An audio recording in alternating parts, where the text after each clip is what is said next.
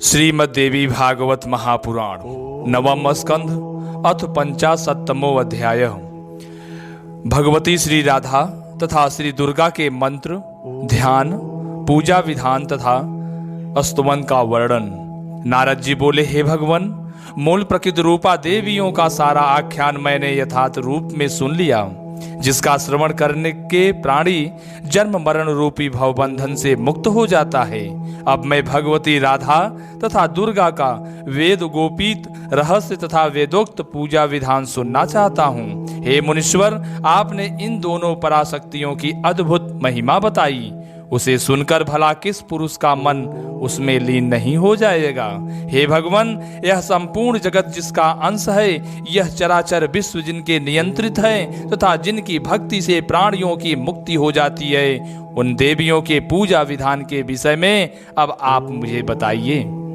श्री नारायण बोले, हे नारद, सुनिए, मैं वह वेद वर्णित परम सारा स्वरूप तथा परात्पर रहस्य आपको बता रहा हूँ, जिसे मैंने किसी को भी नहीं बताया है।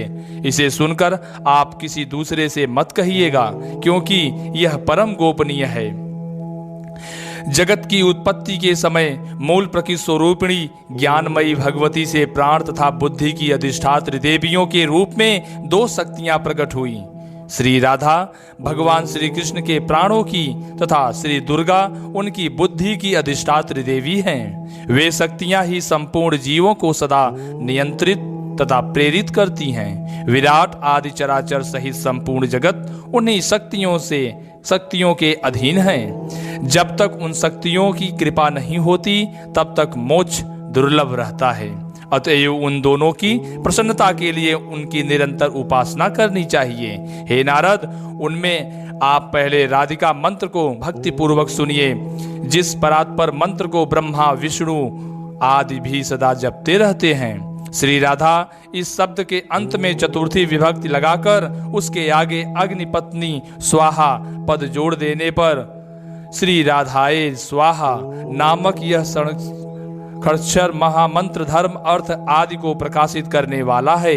इसी राधिका मंत्र के आदि में मायावी ह्रीम से युक्त होकर ह्रीम श्री राधाए स्वाहा यह वांछा चिंतामणि मंत्र कहा गया है। इस मंत्र का महात्म करोड़ों मुखों तथा जिह्वाओं के द्वारा भी नहीं कहा जा सकता है। सर्वप्रथम भगवान श्री कृष्ण ने गौलोक में रास मंडल में मूल देवी भगवती श्री राधा के उपदेश करने पर भक्ति पूर्वक इस मंत्र को ग्रहण किया था। तत्पश्चात भगवान श्री कृष्ण ने विष्णु को, विष्णु ने विराट ब्रह्मा को, ब्रह्मा ने धर्मदेव को और धर्मदेव ने मुझको इस मंत्र का उपदेश किया। इस प्रकार यह परंपरा चली आई। मैं उस मंत्र का जप करता हूँ, इसी कारण से मैं ऋषि रूप में पूजित हूँ। ब्रह्मा आदि समस्त देवता भी सदा प्रसन्नता पूर्वक उन श्री राधिका का ध्यान करते रहते हैं। राधा की पूजा के बिना श्री कृष्ण की पूजा करने का अधिकार नहीं है। अतः सभी वैष्णव को राधिका का पूजन अवश्य करना चाहिए। वे भगवती राधिका भगवान श्री कृष्ण के प्राणों की अधिष्ठात्री देवी हैं, अतः वे विभु उनके अधीन रहते हैं। वे श्री कृष्ण के रास की सदा स्वामिनी हैं तथा इसलिए श्री कृष्ण उन राधिका के बिना नहीं रह सकते हैं। वे प्राणियों के संपूर्ण मनोरथों को पूर्ण करती हैं, इसलिए वे राधा इस नाम से विख्यात हैं। कहा गया है, यहाँ कहे गए सभी मंत्रों का ऋषि मैं नारायण ही हूँ। उनमें राधा मंत्र का देवी गायत्री छंद्र है तथा राधिका देवता है, तार प्रणव बीज है और देवी भुवनेश्वर को शक्ति कहा गया है। मूल मंत्र की आवृत्ति से षडंगन्यास कर लेना चाहिए। हे मुने, इसके बाद सामवेद में वर्णित पूर्वोक्त रीत के अनुसार रासेश्वरी महादेवी राधिका का ध्यान करना चाहिए। ध्यान इस प्रकार है। परमेश्वरी श्री राधा श्वेत चंपा के वर्ण के समान आभा वाली हैं, शरतकालीन चंद्रमा के समान मुख वाली हैं। इनके श्री विग्रह की कांति करोड़ों चंद्रों की प्रभा के समान है। ये शरद ऋतु के खिले हुए कमल के समान नेत्रों वाली हैं। बिंबा फल के समान ओष्ठ वाली तथा स्थूल श्रोणी वाली हैं। करधनी से सुशोभित नितंब देश वाली हैं। कुंद पुष्पों की पंक्ति के सदृश आभा वाली दंत पंक्ति से सुशोभित हैं। इन्होंने अग्नि के समान विशुद्ध रेशमी वस्त्र धारण कर रखा है। ये मंद मंद मुस्कान युक्त प्रसन्न मुखमंडल वाली हैं। इनके दोनों वक्ष स्थल हाथी के मस्तक समान विशाल हैं। ये सदा 12 वर्ष की अवस्था वाली प्रतीत होती हैं। रत्नमय आभूषणों से अलंकृत हैं। श्रृंगार सिंधु की तरंगों के समान हैं। भक्तों पर अनुग्रह करने के लिए आतुर हैं। मल्लिका तथा मालती के पुष्पों की मालाओं से युक्त केशपाश से सुशोभित हो रही हैं। इनमें सुकुमार अंगों में मोतियों की लड़ियां शोभा दे रही हैं। ये रास मंडल के मध्य भाग में विराजमान हैं। इन्होंने अपने हाथों में वर तथा अभय मुद्राओं को धारण कर रखा है।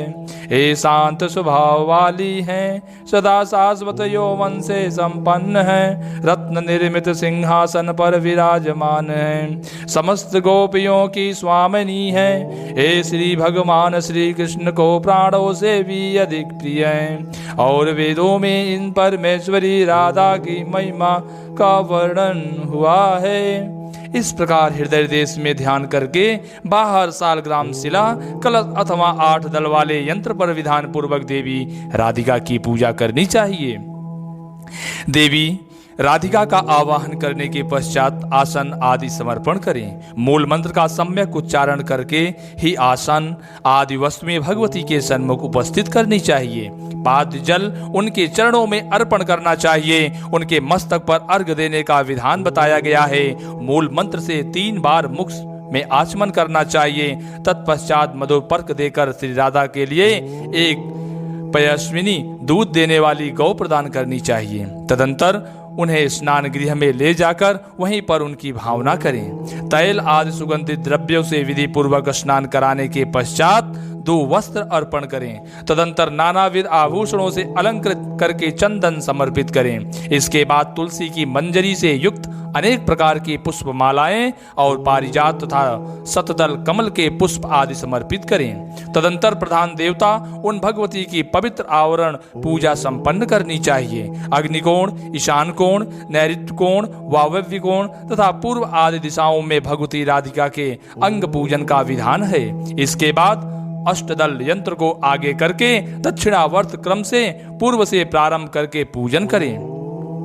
बुद्धिमान पुरुष को चाहिए कि अष्टदल यंत्र के पूर्व दिशा वाले दल में मालावती, अग्निकोण में माधवी, दक्षिण में रत्नमाला, नैऋत्य कोण में सुशीला, पश्चिम में शशिकला, वायव्य कोण में पारिजाता, उत्तर में परावती का पूजन करें तथा ईशान कोण में सुंदरी प्रियकारिणी की पूजा करें। यंत्र पर दल के बाहर ब्राह्मणी आदि शक्तियों की तथा भूपूर में दिक्पालों और वज्र आदि आयुधों का अर्चन करें। इस विधि से भगवती श्री राधिका का पूजन करना चाहिए। तत्पश्चात बुद्धिमान पुरुष को राजोपचार सहित गंध आदि पूजनोपचारों से आवरणों सहित भगवती राधिका की पूजा करनी चाहिए। इसके बाद सहस्त्र नाम स्तोत्र से देवी देवेश्वरी राधा की स्तुति करनी चाहिए और मंत्र का 1000 जप भी नित्य प्रयत्न पूर्वक करना चाहिए। जो मनुष्य इस विधि से राजेश्वरी परात्परा राधिका की पूजा करता है वह विष्णु तुल्य हो जाता है और गोलोक में जाकर सदा वास करता है। जो बुद्धिमान पुरुष कार्तिक पूर्णिमा तिथि को भगवती श्री राधा का जन्मोत्सव मनाता है उसे राजेश्वरी परमा श्री राधिका का अपना सानिध्य प्रदान कर देती है। गोलोक में सदा निवास करने वाली भगवती श्री राधा किसी कारण ही वृंदावन में वृषभानु की पुत्री के रूप में आविर्भूत हुई। यहाँ कहे गए मंत्रों की वर्ण संख्या के अनुसार पुरस्चरण क्रिया बताई गई है।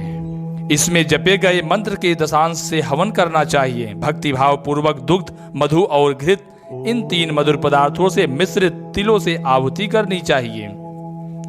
नारद जी बोले, हे मुने, अब आप वह स्तोत्र बताइए जिससे भगवती राधिका का भली भांति प्रसन्न हो जाती हैं। श्री नारायण बोले, स्तोत्र इस प्रकार है। रास मंडल में निवास करने वाली हे परमेश्वरी, आपको नमस्कार है। कृष्ण को प्राणों से भी अद्वितीय हे राजेश्वरी, आपको नमस्कार है। ब्रह्मा विष्णु आदि देवताओं के द्वारा वंदित चरण कमल वाली हे त्रिलोक्य जननी, आपको नमस्कार है। हे करुणार्वे, आप मुझ पर प्रसन्न होइए। हे सरस्वती रूपे, आपको नमस्कार है। हे सावित्रे, हे शंकरी, हे गंगा